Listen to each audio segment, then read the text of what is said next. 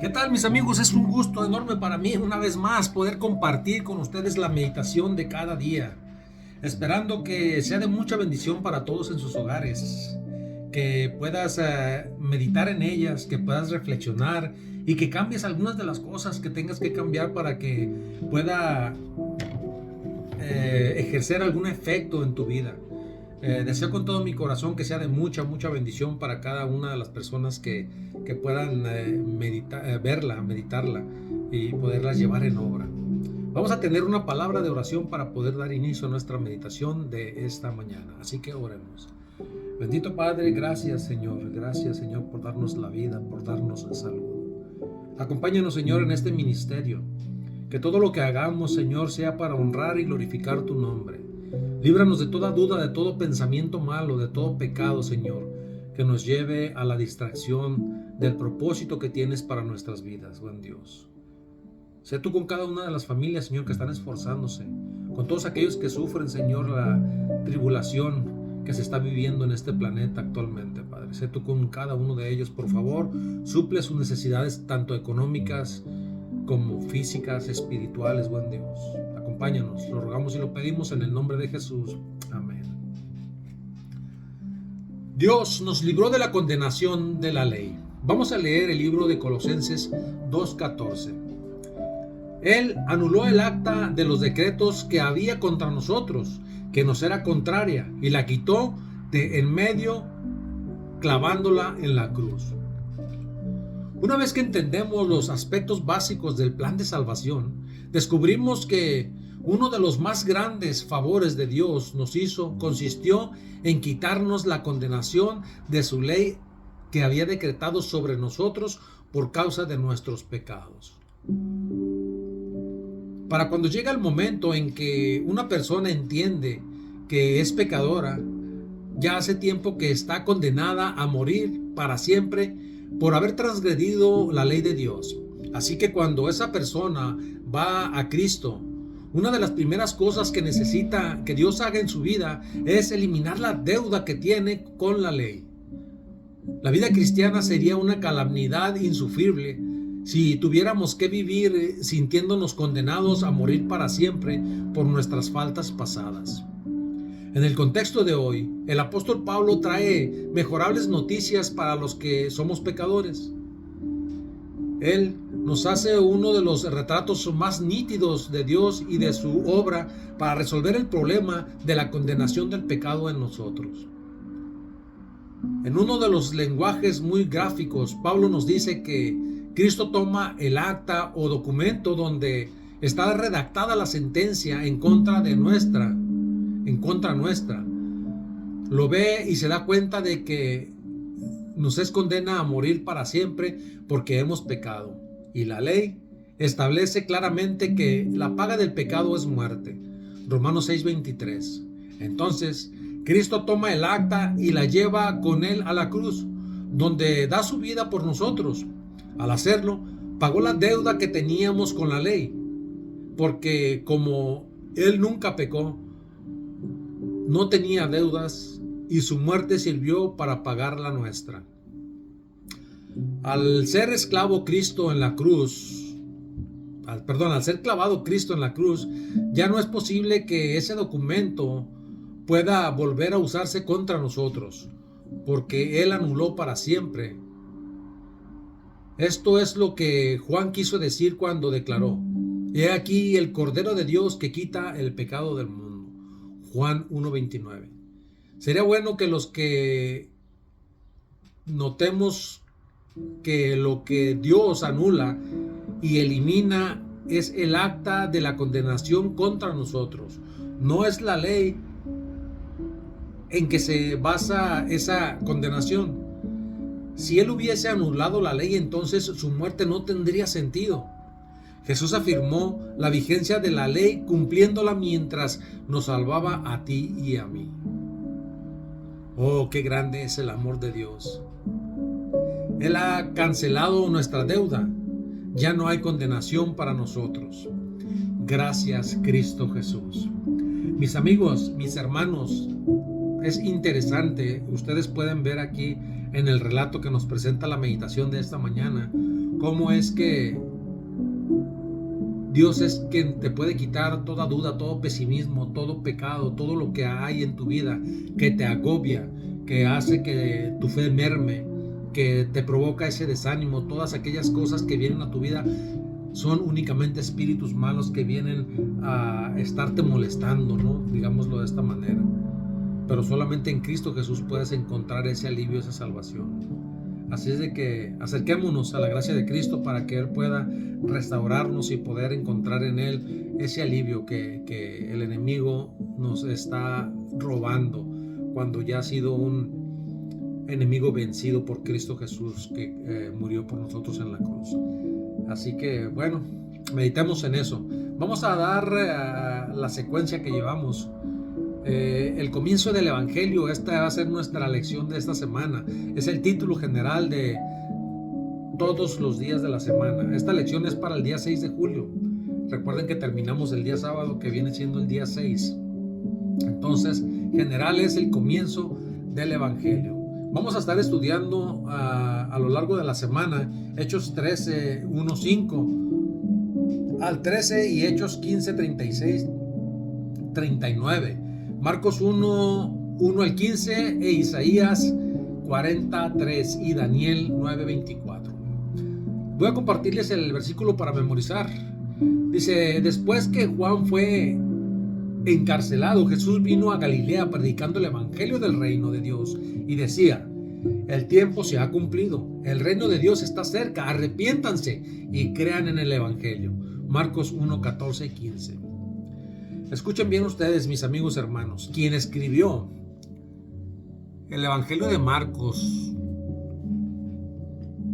¿quién lo escribió? ¿No?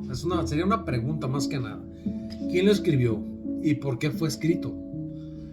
Ninguno de los evangelistas registra el nombre de su autor. El que más se acerca a ellos es el de Juan, que hace referencia al discípulo amado en Juan 21, 20, 24.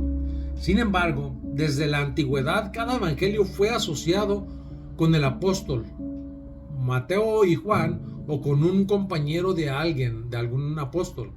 Por ejemplo, el evangelio de Lucas se asocia con Pablo. Podemos ver más referencia de esto en Colosenses 4:14 y 2 de Timoteo 4:11, Filipenses 1:24. El evangelio de Marcos se le vincula a Pedro en 1 Pedro 5:13. Aquel autor del evangelio de Marcos nunca da su nombre en el texto de la tradición de la iglesia primitiva. Indica que se trató de Juan Marcos, un compañero ocasional de viaje de Pablo y Bernabé. En Hechos 13, 2, 5 podemos encontrar un poquito más de contexto de lo que les estoy hablando. Y luego un asociado de Pedro, en 1 Pedro 5:13. Hay muchas cosas, mis amigos hermanos, que la Biblia no registra como tal. Por ejemplo, nos presentan las narraciones, los escritos de algunos de los apóstoles, y vienen presentados en la Biblia así, ¿no? Como los vivieron en el momento. Pero no hay una secuencia de qué fue con sus vidas al final, dónde quedaron, si tuvieron hijos, esposas. Hay infinidad de cosas que están en el aire que realmente no nos explica la Biblia, que no sabemos, y lo único que nosotros podemos entender es lo que nos presenta la Biblia, y por medio de eso, que es muy bueno para mí porque siempre lo he dicho, es una guía donde yo puedo constatar que voy caminando rectamente, ¿no? De acuerdo a los estatutos que Dios dejó por medio de cada evangelista que escribió, de cada discípulo de Dios que escribió, o lo que ahora tenemos como Biblia. Es una muy buena referencia y no hay el por qué tener dudas de caminar con los estatutos, con los ejemplos que nos presenta la Biblia, porque hay elocuencia en lo que aquí se habla. Así es de que no pongan duda de las cosas, y si tienen alguna duda, pregunten a alguien que tenga un poquito más de conocimiento o que pueda explicarles un poquito más. No seamos como aquel eunuco que se encontró a Felipe en el camino y le decía, estaba leyendo la Biblia y le decía: ¿entiendes lo que lees? ¿Cómo voy a entender si no hay alguien quien me explique, ¿no? A veces necesitamos, de acuerdo a la interpretación que da la Biblia muchas veces vienen complicaciones porque nuestra mente, nuestro ser no alcanza a dimensionar, ¿no?, todo lo que se refiere a la lectura, pero siempre hay algo, alguien, y siempre ora a Dios para que ponga las personas indicadas y que te puedan explicar bien de qué se trata o qué habla ese relato de la Biblia. En primer lugar, vamos a aprender acerca de Marcos a la luz de lo que la Escritura dice de él. Observamos su fracaso inicial y su posterior recuperación. Luego el estudio se desplazará hacia la sección inicial de Marcos. Desde allí, mirando hacia adelante, vamos a anticipar hacia dónde se encamina la historia. Luego, mirando hacia atrás, consideraremos por qué un misionero inicialmente fracasado y finalmente restaurado habría escrito un texto como el Evangelio de Marcos. A grandes rasgos, todos hemos pasado por este tipo de situaciones, por este tipo de conflictos que hay en nuestra mente. Les explico así. Todos hemos tenido de repente un desánimo por situaciones, por circunstancias, por dificultades que nos encontramos en el camino escabroso, porque hay piedras, porque hay espinas, y de repente te llega un desánimo espiritual fuerte y dices, no, yo no quiero esto no es para mí, yo no nací para esto. Entonces ese ánimo empieza a alimentarse, porque recuerden que estamos peleando aquí contra espíritus malos que acechan, que agobian nuestras vidas y ponen esa mentalidad, ¿no?, donde empieza a mermar esa fe espiritual. Por eso es importante que te aferres. Dice la palabra de Dios que el que persevera hasta el fin, ese será salvo. Y tú tienes que perseverar. La perseverancia es aferrarte que aún en medio de las vicisitudes, de los problemas, de las dificultades, siempre contemples que aquí estamos de paso, que todo lo que vivimos aquí es pasajero y que tenemos que estar pensando en lo eterno, en lo que dura, en lo verdadero, en lo celestial, en las cosas de Dios.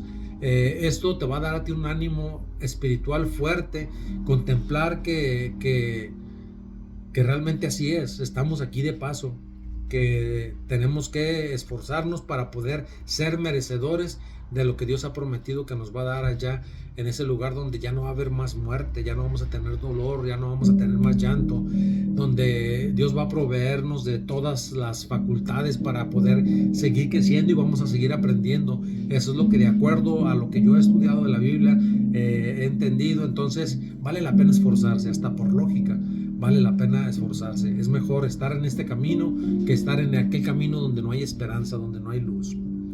¿Por qué necesitamos un Mateo, un Marcos, o un Lucas, un Juan, un Pablo? Y todos los escritores que han dado testimonio acerca de la vida y misterio del Salvador. ¿Por qué no podía uno de los discípulos hacer un escrito, un relato completo y así habernos dado una relación bien hilvanada de la vida eterna de Cristo? ¿Por qué presenta un escrito puntos que otros no mencionan? ¿Por qué estos puntos son esenciales? No los mencionaron todos los escritos o todos los autores. Se debe a que las mentes humanas difieren. No todos comprenden las cosas exactamente de la misma manera. Para algunos, ciertas verdades bíblicas atraen mucho más la atención que otras. A grandes rasgos les expliqué esto al inicio, ¿no? El mismo principio se aplica en los oradores. Uno se espacía considerablemente en unos puntos más que otros, y otros pasan por alto lo que otros mencionan en brevedad. Toda la verdad queda presentada más claramente por varios hombres, porque por uno solo probablemente no hubiera sido posible. Los evangelios difieren, pero los relatos de todos se fusionan en un conjunto armonioso. La madre de Marcos, por ejemplo, se había convertido a la religión cristiana y su casa en Jerusalén era un asilo para los discípulos. Allí estaban siempre seguros de ser bienvenidos y de gozar un periodo de descanso. Fue una de esas visitas de los apóstoles a la casa de su madre, Cuando Marcos propuso a Pablo y a Bernabé acompañarlos en su viaje misionero, sentía la gracia de Dios en su corazón y anhelaba dedicarse eternamente a la obra y el ministerio del Evangelio. Les repito una vez más, Dios tiene planes para tu vida. Una vez que tú entras en este plan, que pruebas un poquito de esto, difícilmente puedes regresar atrás. Dice el apóstol Pablo, dice, quien toma el arado, o más bien suelta el arado y mira hacia atrás, no sirve para ser discípulo. Pero dado a que el apóstol Pablo estaba firme en lo que él estaba haciendo, no tenía este tipo de luchas.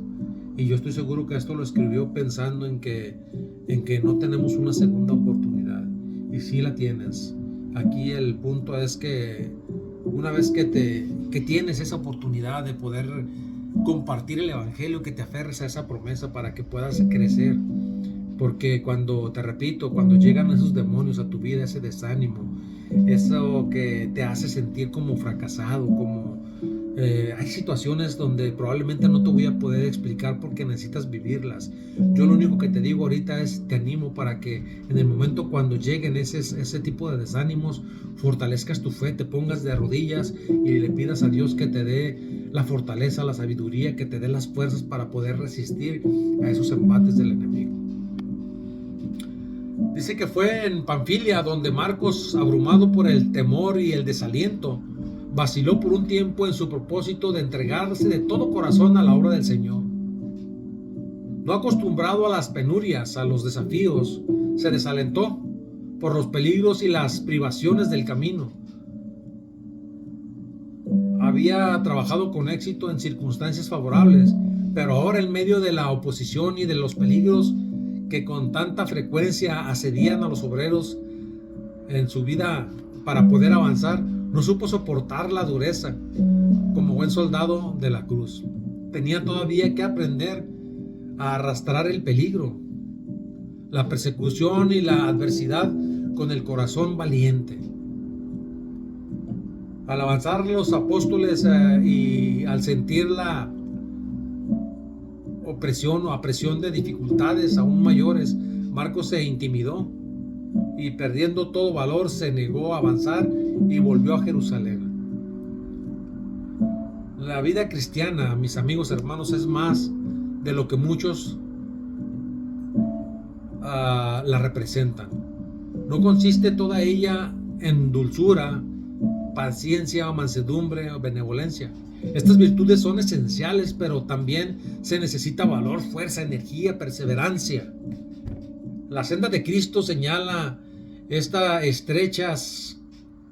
estrechos caminos y requiere de abnegación para internarse en ella e ir al encuentro de dificultades, desalientos, y se requiere hombres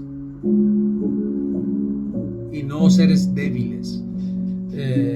Muchos que crecen nacen con un don, con una actitud de servicio. Otros nos tenemos que ir haciendo en el camino, dadas las circunstancias, dados a los tropiezos. Lo mal que te puede ir en la vida es lo que a veces te va acercando más a los pies de Cristo. Cuando eso pasa, tú tienes la oportunidad de volverte a los caminos de Cristo, y conforme tú vas caminando, vas aprendiendo, Dios te va dando la facultad de que tú puedas caminar a su lado como Dios te pide que vayas. Los que anhelan éxito en el servicio misionero deben ser animosos y optimistas. Deben cultivar no solo las virtudes pasivas, sino también las activas.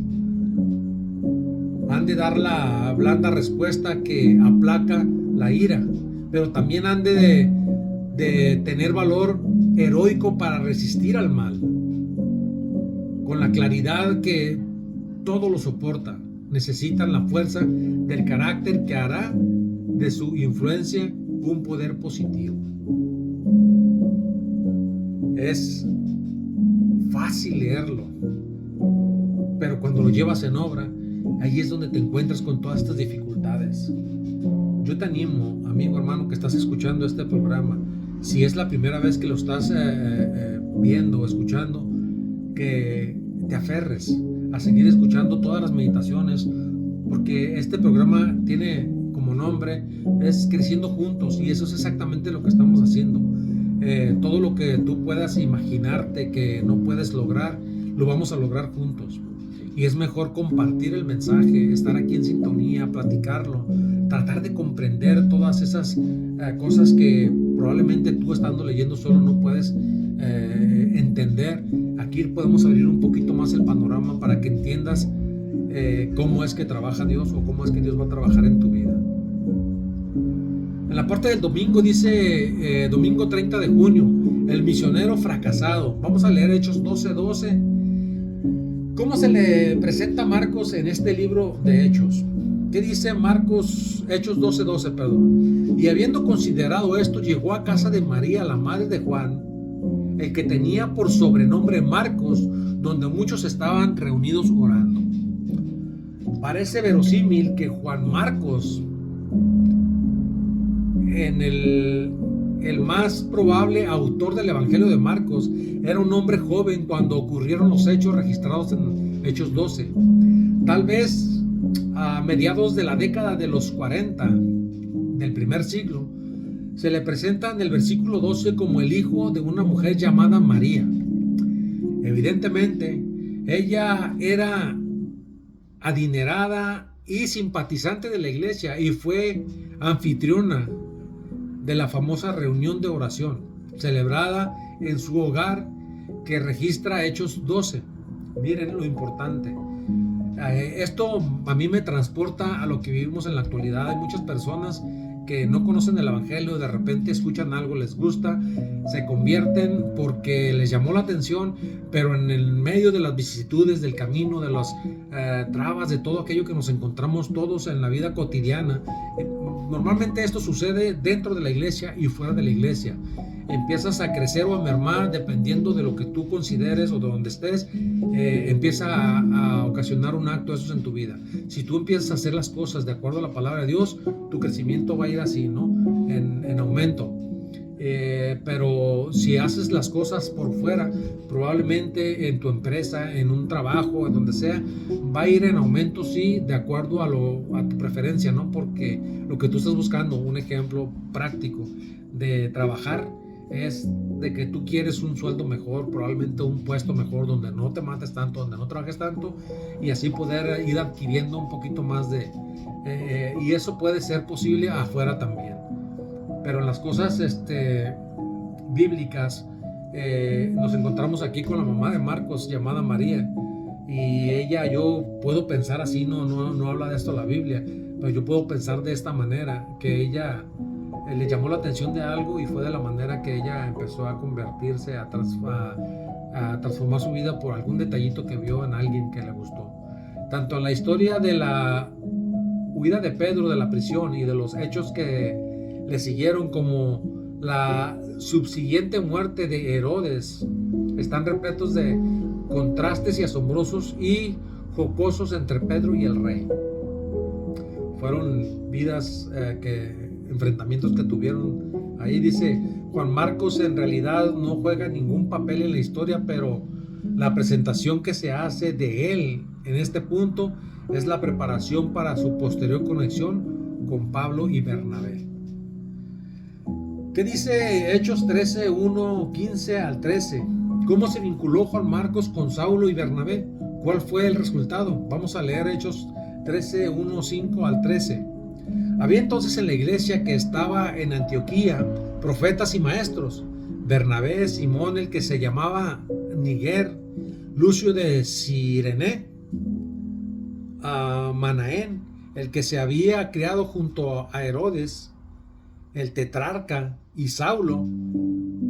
Ministrando estos al Señor y ayunando, dijo el Espíritu Santo: apartadme a Bernabé y a Saulo para la obra que los he llamado.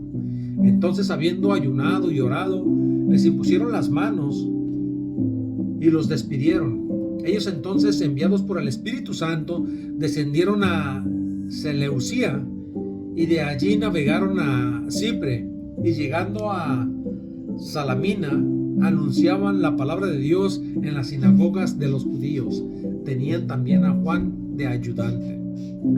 Habiendo zarpado de Pafos, Pablo y su compañero arribaron al albergue de Panfilia, pero Juan, apartándose de ellos, volvió a Jerusalén. En Hechos 13 describe el primer viaje misionero de Saulo y Bernabé a comienzos del año 46 después de Cristo aproximadamente. Juan Marcos no es mencionado hasta el versículo 5 y su rol es simplemente el de un ayudante o un servidor. No se hace ninguna otra referencia al joven hasta en el versículo 13, donde el breve reporte señala que volvió a Jerusalén. No se da ninguna razón por su partida, y la ausencia de cualquier descripción acerca de sus sentimientos o emociones deja librado a la imaginación que pudo haber motivado al abandono de esfuerzo misionero, que estaba sin duda lleno de peligros y desafíos. La hermana de White, en sus libros escritos que dejó, indica que Marcos, abrumado por el temor y el desaliento, vaciló por un tiempo en su propósito de entregarse de todo corazón a la obra del Señor. No acostumbrado a las penurias, a las dificultades, se desalentó por los peligros y las privaciones del camino. Podemos ver más contenido en el libro de Hechos de los Apóstoles, página 139 a la 140. El resumen del caos simplemente se torna demasiadas duras las dificultades por las que este personaje quiso irse de ahí de donde él estaba con Saulo y con Bernabé. Bueno, en este caso fue con Saulo, no, que era su ayudante. ¿Quién no sabe la experiencia, lo que significa retroceder ante algo? O incluso fracasar rotundamente, sobre todo en cuestiones espirituales. ¿O quién tiene que ver la senda cristiana? Lo tiene que ver todo, mis amigos. Recuerden que estamos, una vez más se los digo, estamos peleando contra espíritus malos que están acechando, agobiando nuestras vidas, y en cada momento tú tienes que contemplar esto, porque basta solo una frase, una palabra de alguien, incluyendo a los mismos miembros de la iglesia, de un pastor, de una persona que tú menos te imagines, puede utilizar el enemigo de Dios para que tu fe merme, para que tú tengas ese desánimo, para que tengas esa decepción, y tu fe, así como en el caso de Marcos, pueda mermar o pueda incluso hasta hacer que te alejes de la iglesia.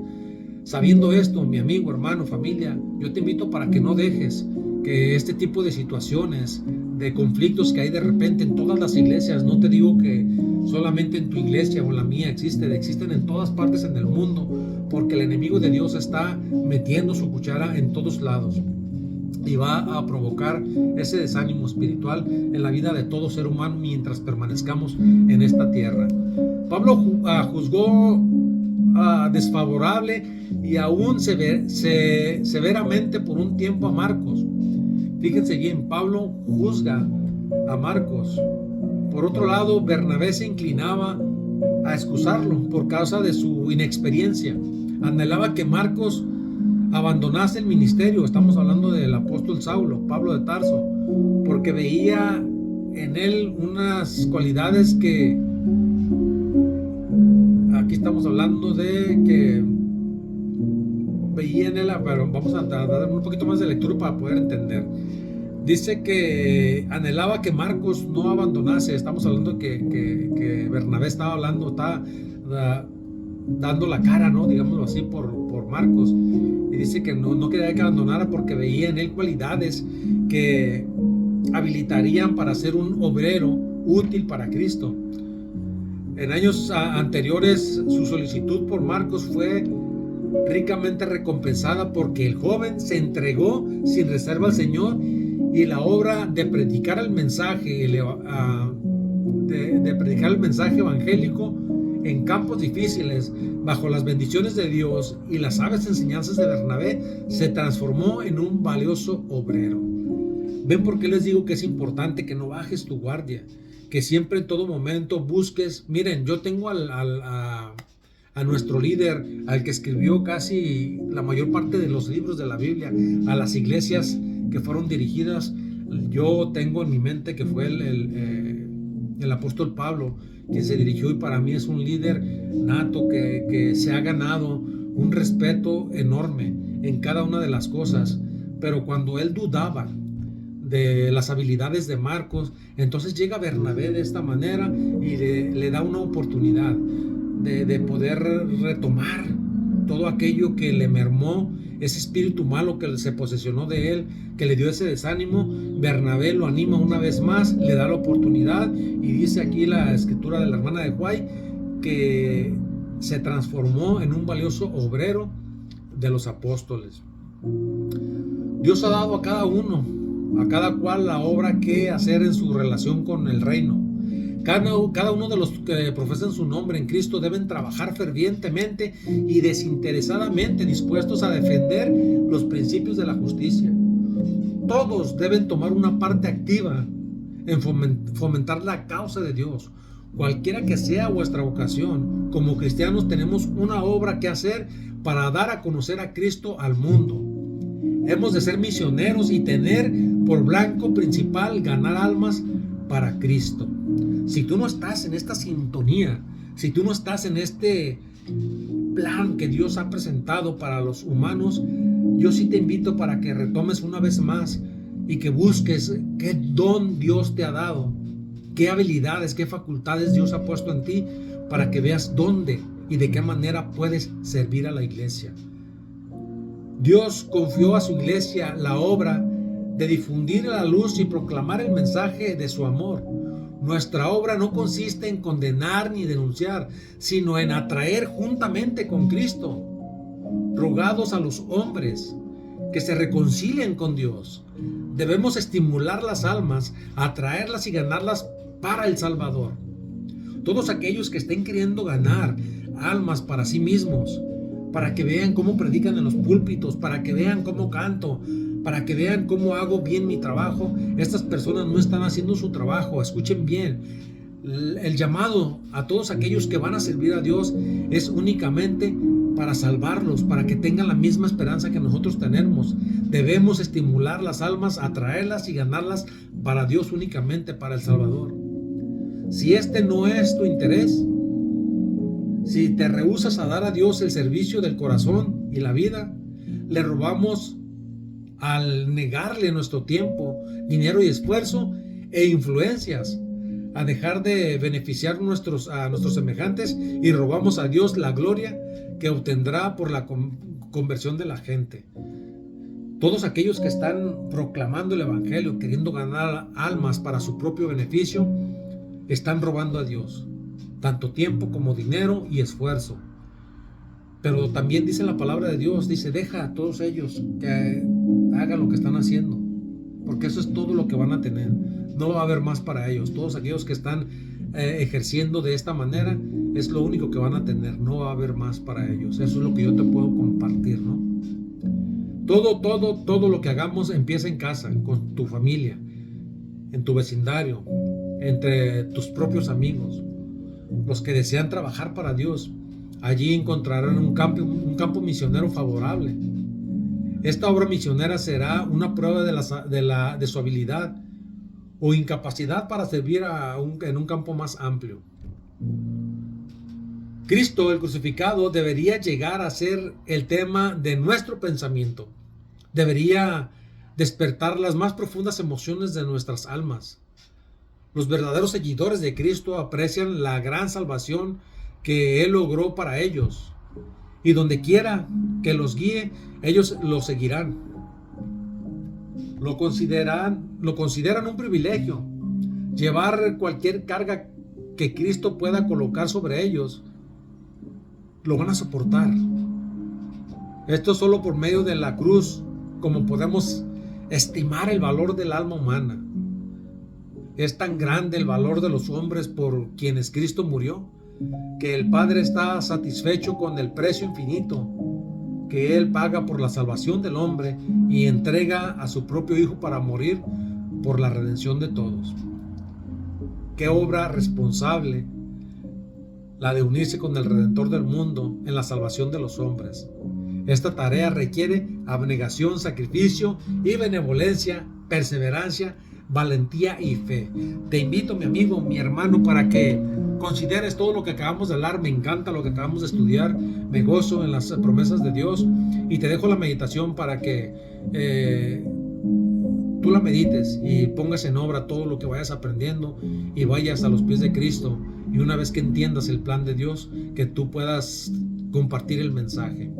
Les leo la promesa que tenemos aquí en el libro de San Marcos.